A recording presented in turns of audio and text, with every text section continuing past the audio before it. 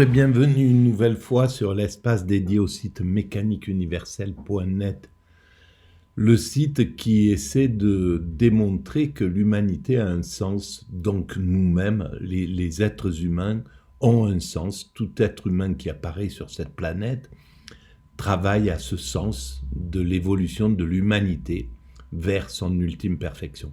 Nous construisons le paradis pour nos futurs descendants. Voilà, alors pourquoi ça se passe comme ça? Pourquoi nous sommes posés dans le travail du chemin de la réalisation de ce paradis et pas au paradis? Pourquoi on travaille comme ça de façon altruiste pour des êtres humains dont nous ignorons tout en réalité, mais parce qu'il faudra encore quelques siècles, peut-être 3, 4, 5, peut-être 10 siècles d'évolution pour atteindre cet état. Mais et en réalité, ce sont nos enfants, ce sont nos petits-enfants, ce sont les enfants des êtres humains qui sont actuellement sur cette planète. Et je démontre, je vous renvoie à la lecture de la mécanique universelle, que c'est vraiment, nous sommes tous des altruistes et on l'ignore. On travaille tous, qu'on vive 1 heure ou qu'on vive 100 ans, qu'on soit perdu au cœur de l'Amazonie ou au cœur de la Silicon Valley, comme PDG d'une société, ou comme on est à égalité. Tout être humain est égal dans la construction de l'humanité. Pour la construction de ce paradis, nous sommes tous égaux. Parce qu'on donne l'entièreté de notre existence à cette œuvre, et toutes nos actions, tout acte travaille à cette finalité paradisiaque. Tout acte, bon, mauvais, ce qu'on estime bon, ce qu'on estime mauvais, ce qu'on estime juste, ce qu'on estime injuste, ce qu'on estime efficace, ce qu'on estime inefficace, travaille exactement pareil pour ce paradis. Voilà, c'est comme pour la construction d'un être humain, nous sommes le résultat de nos erreurs et de nos réussites. Nous sommes le résultat de nos fautes, du mal que nous avons fait et du bien que nous avons fait. Voilà, on est le résultat de tout ça. Et on ne peut pas retirer la moindre chose de notre parcours. Tout ce que nous avons vécu fait ce que nous sommes là à l'instant, et ce que nous serons à la fin de notre existence, lorsque nous aurons entièrement donné notre potentiel à l'humanité. Alors, je vais reprendre le travail les réflexions à partir des chemins de la philosophie, une émission de France Culture qui avait été consacrée en 2022 à Platon, la République. Là, c'est l'épisode 7/8 qui est consacré à Alain Badiou. Et c'est la 2e vidéo. Donc je lance et je découvre en même temps et je commente. Et je digresse. Voilà. Ça me permet de... On va prendre un cas particulier aujourd'hui avec ce livre 8 et ce livre 9 de la République de Platon pour examiner si ce que vous venez de dire s'applique justement à cette entreprise-là. On va écouter le portrait du démocrate ordinaire. Alors, dans la République de Platon, au livre 8, on lit ces phrases. Dans la traduction de Pierre Pachet, il dit « L'homme démocrate confie toujours le commandement de son âme au plaisir qui surgit soudainement, comme s'il s'était soumis au destin, jusqu'à ce qu'il en soit rassasié, puis il s'abandonne à un autre, et cela sans en mépriser aucun, mais en les nourrissant de manière égale. Il passe ses journées à satisfaire sur cette lancée le désir qui fait irruption. Aujourd'hui, il s'enivre au son des flûtes.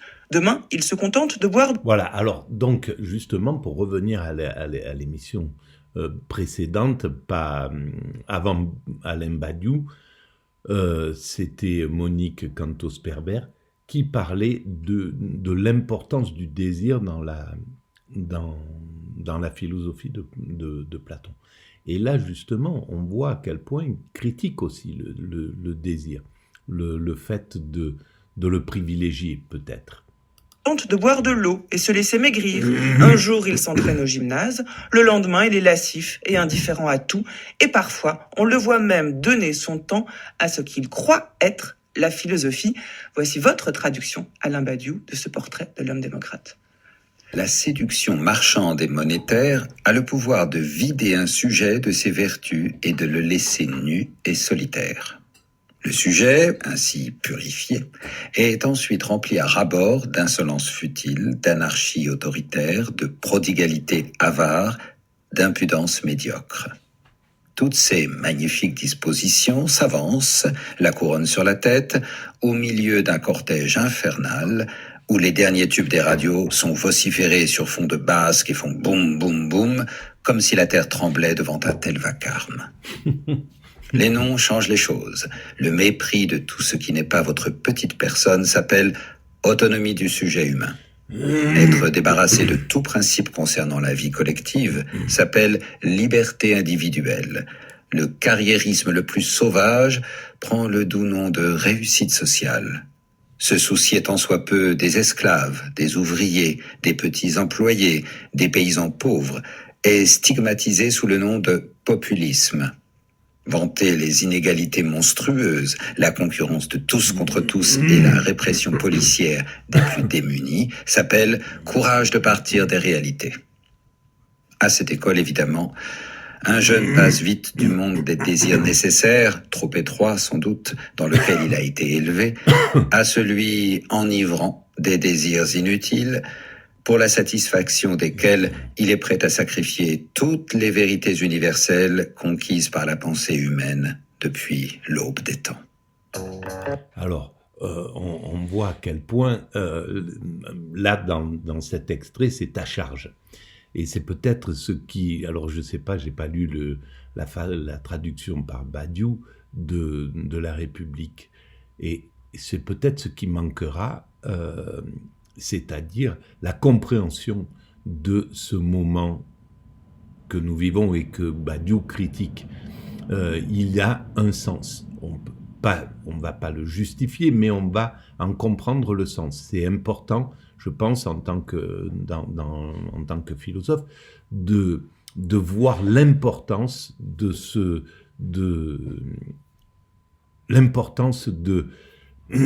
ce qui se réalise, même le mal, l'importance du mal en fait. Là, c'est clairement une critique du monde contemporain. Voilà. Mais il y a un sens derrière. Voilà, il y a un sens, il y a le bien qui va récupérer sa partie dans le mal. Il va pouvoir utiliser le mal pour en faire du bien. Et c'est ce que peut-être ne verra pas alors Alain Badiou. Et c'est peut-être ce que je reproche aussi à Nietzsche. Il comprend le négatif des choses, mais il n'éclairera pas suffisamment le côté positif de ce négatif. Voilà, en somme.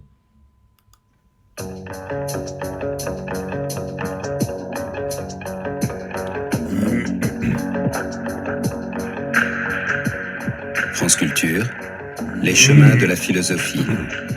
Géraldine Mosna-Savoie. Et non, c'est Adèle Van Rett, c'était un liner diffusé lorsque je n'étais pas là, je suis revenue, c'est bien moi. Ça n'a aucune importance, là je m'amuse du regard de Jean-Frédéric, c'est Nicolas Berger derrière la vitre. Et c'est donc Alain Badiou, mon invité aujourd'hui pour parler du livre 8 et du livre 9 de la République de Platon. On a entendu donc votre traduction d'un extrait du livre 8, ce portrait de l'homme démocratique, et je trouve votre traduction plus sévère envers l'homme démocratique que ne l'est Platon lui-même. Bien, nous avons une expérience de la démocratie beaucoup plus étendue que celle que pouvait en avoir Platon. Au fond... Oui, s'il faut préciser ça. De quelle démocratie parlait Platon à ce moment-là? La démocratie dont parle Platon, c'est la démocratie athénienne de son temps. C'est-à-dire c'est une démocratie qui est premièrement, qui n'est pas réellement une démocratie électorale au sens strict, mais plutôt qui est encore une démocratie d'assemblée. C'est-à-dire, c'est l'assemblée des citoyens qui se rassemblent. Elle a son côté un peu de masse, comme ça. Il n'y a pas de député. Voilà. Il y a cela. Il y a le fait que, en vérité, elle est aussi corrélative et contemporaine d'une figure dominante de l'esclavage, sur lequel Platon d'ailleurs est particulièrement discret. Oui. C'est un point intéressant. Mais Aristote, par exemple, tente de justifier philosophiquement l'esclavage. mais et c'est Platon N'en parle pas. et c'est là où c'est peut-être plus novateur chez Platon de ne pas en parler que de le justifier, évidemment. S'il n'en parle pas, c'est peut-être qu'il a c'est quelque chose d'ailleurs, c'est très possible qu'il ait eu un esprit critique derrière cela, mais qu'il ne l'a pas laissé émerger parce que c'était c'était se faire attaquer par le système qui organisait la société derrière avec cette dimension. Platon, N'en parle pas. il n'en parle qu'une fois dans le Méno, pour expliquer qu'un esclave peut comprendre une difficulté mathématique comme n'importe qui. Voilà. Mais pas dans la République. Dans la République, non. Il y a pas de Dans la République, mention c'est de extraordinaire. l'esclavage. Oui, mais ça, c'est quand même, ça montre que sa vision de l'esclave, c'était de son intelligence, de sa capacité, de ce qu'il est en tant qu'être humain, qu'il est l'égal de tous, en réalité. Sauf qu'il avait peut-être pas les moyens de le dire, il avait peut-être pas le courage d'en parler, il avait peut-être pas, etc. C'est autre chose. L'esclavage. Pas un mot là sur la question de l'esclavage. Il est, par conséquent, Mais alors, ni ce qui valide. voudrait dire qu'il ne valide pas l'esclavage dans la République, parce que sinon il aurait fait une place à l'esclave. Donc dans la forme de la République telle qu'il la conçoit, c'est-à-dire les gardiens, les élites qui sortent de chez les gardiens et les fabricants, les constructeurs, ceux qui travaillent à faire qu'on puisse manger, qu'on puisse récolter, manger, embellir les routes, les choses, etc., entretenir la campagne, les villes, construire les maisons, faire tout ce qu'il y a à faire. Et donc, s'il avait, il aurait fait une place, s'il avait pensé que l'esclavage était nécessaire. S'il le fait pas, ça peut être interprété comme ni validé ni condamné. Voilà. Il est Censuré. Il est pratiquement absent. Donc cet ensemble constitue une vision de la démocratie qui est quand même très éloignée de la nôtre, étant entendu que finalement démocratie signifie que d'une certaine manière la nature du pouvoir est quand Comme vous l'aurez compris, je suis un aficionados de Platon. la nature du pouvoir est quand même sous diverses formes renvoyée au peuple, étant entendu que la définition du peuple devient du coup une question très importante. Alors, signaler que cette question du peuple reste très importante. En effet, chez Platon, il y avait la grande question, est-ce que le peuple ou les femmes sont absentes, ou les esclaves sont absents? Est-ce que ce peuple n'est pas un peuple quand même extrêmement filtré, extrêmement réduit? Mais il est frappant de voir qu'aujourd'hui, la question de savoir quel peut être le statut en démocratie des ouvriers immigrés est une question mise à l'ordre du jour de façon tout à fait publique. Donc, notre démocratie n'exclut nullement que des parties entières de la population soient soustraites, des gens qui sont là, soient soustraites à l'exercice du pouvoir. Et on sera considéré exactement comme nous considérons les esclaves à l'époque, qui étaient exclus de la vie, du pouvoir, etc., à l'époque grecque. Et donc, les travailleurs immigrés qui n'ont pas droit au vote, qui n'ont pas droit à participer, ils seront considérés, quand la société aura encore évolué, dans 200 ou 300 ans, on regardera ça avec beaucoup de mépris, avec beaucoup on sera critiqué à bloc sur notre façon de nous comporter avec avec certains êtres humains, et avec les ouvriers, avec le mépris et l'arrogance avec lequel les narcissiques dominants, les dominants narcissiques considèrent le peuple ou ceux qui sont en dessous d'eux, ceux qui ne sont rien, je reprends toujours ce genre de choses, c'est et bon, ils l'ont tous fait, hein, globalement, hein, ils sont rares ceux qui n'ont pas eu la psychologie narcissique pour avoir du mépris envers le peuple, les sans-dents, etc. Voilà, ils ont tous laissé filtrer le narcissique est obligé, le narcissisme est obligé de laisser filtrer ce qu'il pense réellement le mépris qu'il a dans la vie envers tel et tel groupe humain, les femmes, le ci, etc., etc. Donc, ça filtre toujours dans leur psychisme. Voilà. Du pouvoir. Et donc, démocratie est déjà par soi-même une détermination qui est différente chez Platon d'aujourd'hui, mais je crois que Platon touche un point essentiel, malgré tout, dans sa description, à savoir que le héros potentiel de la démocratie telle qu'elle a toujours été conçue, c'est l'individu. C'est-à-dire, c'est la centration de la politique sur l'individu. Centration qui a des côtés imaginaires, en fin de compte. C'est-à-dire, c'est pas si vrai que ça, que l'individu quelconque participe réellement aux grandes décisions du pouvoir. Mais c'est quand même ce que la démocratie propose.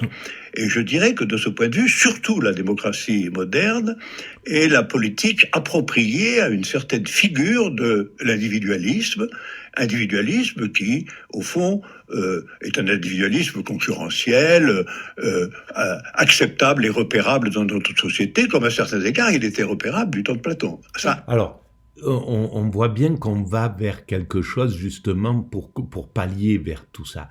Et même par des côtés qu'on n'imagine pas. En fait, la dégradation de l'image des hommes politiques par eux-mêmes et par le peuple, et par répercussion, fait que, il y a des gens qui les interpellent, le chef de l'État, en le tutoyant, en lui disant tu es, etc., etc., en rabaissant ce qu'il est. C'est une façon indirecte et violente, on va le dire, mais d'aller vers l'horizontalité. La verticalité qui, en plus, s'est imposée avec l'arrivée en force du narcissisme depuis les années 80, depuis la toute-puissance du néolibéralisme, qui a mis au pouvoir des mentalités narcissiques, et donc qui ont cette tendance à reverticaliser quelque chose qui allait vers une sorte d'égalité. On avançait vers l'égalité, et là, l'égalité c'était le communisme, ça a été jeté avec l'eau du bain quand le capitalisme a vaincu le communisme. Et donc, l'égalité, on est reparti dans la verticalité et dans la liberté, mais la liberté de ceux qui sont dans le sommet, et les autres, la liberté, elle est réduite de plus en plus. Et donc, on voit bien que cette dégradation, par eux-mêmes, parce qu'en fait, le fait de repartir dans cette verticalité fait qu'ils révoltent le peuple se révolte, ils maltraitent le peuple, et donc on déteste le peuple finit par détester ses dirigeants, et en les détestant, ils en dégradent l'image, et donc en dégradant l'image, ils le ramènent à l'horizontalité. Voilà, ça fait partie de ce travail.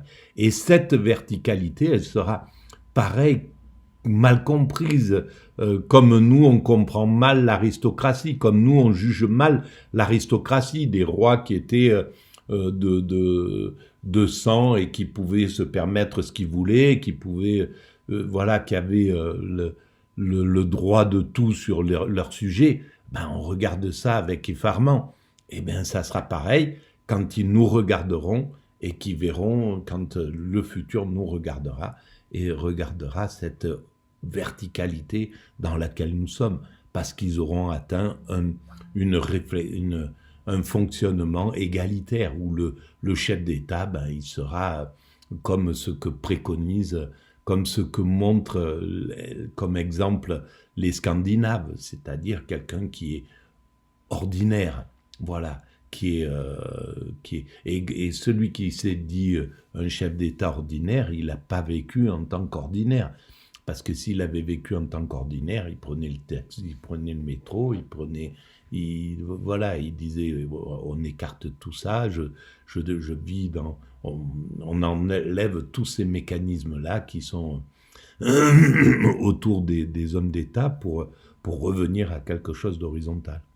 Platon, ça individualisme, on le voit dans le texte de Platon. Je dirais même que c'est bien la conception qu'il se fait de la démocratie, c'est que finalement, en lieu et place de politique, où politique voudrait dire la meilleure organisation collective de la société, on a le désordre des désirs individuels dont on fait une médiation approximative comme sinon on peut, quoi. C'est ça, pour Platon, la démocratie, c'est pas problème. tant une constitution que l'absence de toute constitution et de toute Exactement. C'est le problème de la démocratie, c'est la démocratie libérale, parce que ça pourrait être une démocratie sociale.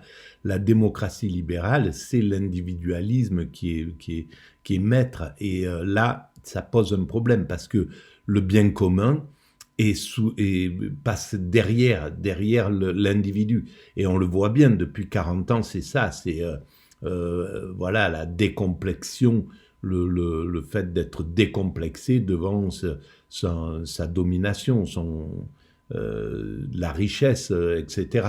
On essaye de décomplexer ce qui, en définitive, devrait être critiqué, c'est-à-dire, bon, ok, on te laisse devenir riche, on devrait parler comme ça aux oligarques, on vous laisse jouer au jeu de la compétition parce que vous aimez ça, c'est votre constitution psychique, vous aimez ce genre de choses, on vous laisse faire, mais on vous enlève la plupart des pouvoirs derrière. On vous laisse l'argent pour pouvoir vous développer, créer, imaginer, mais la plus grande partie, on la retire, on vous l'enlève et on la remet dans le bien commun.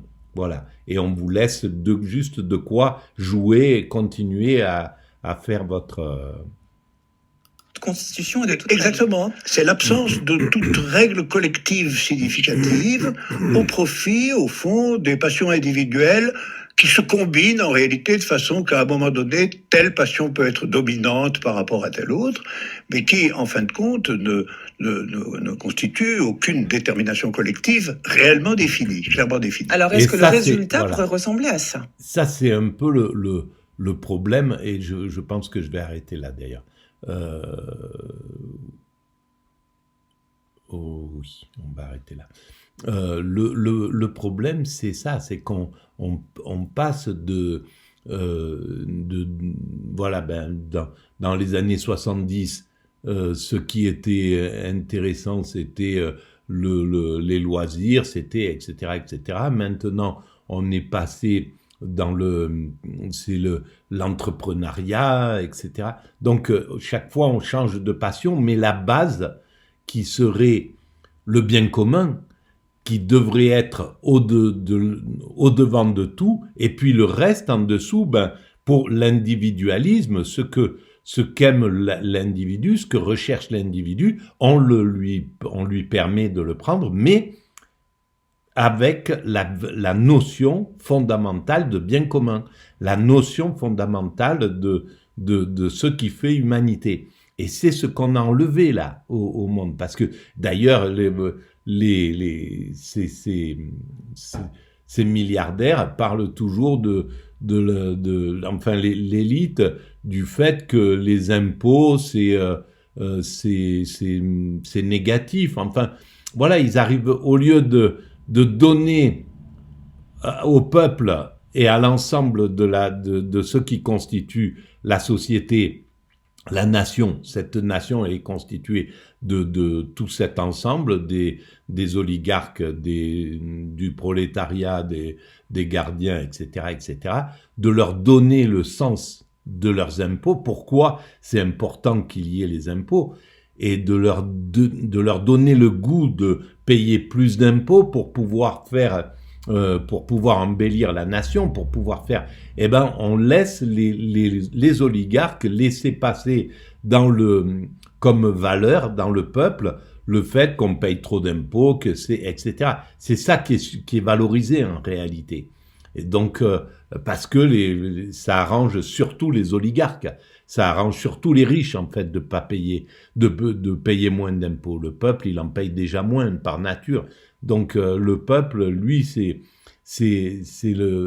un mauvais, en fait, c'est pas bon pour lui de suivre les valeurs des dominants à propos des impôts.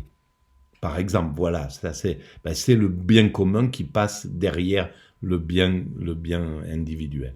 Voilà, on va arrêter là pour cette vidéo. Et si vous pensez que ça a un peu d'intérêt, vous pouvez mettre des pouces, vous pouvez vous abonner. Vous pouvez envoyer le lien à vos amis, établir des liens avec d'autres sites, et puis aller visiter le site Mécanique Universelle et laisser des commentaires si vous voulez. Voilà. Merci à vous. Au revoir.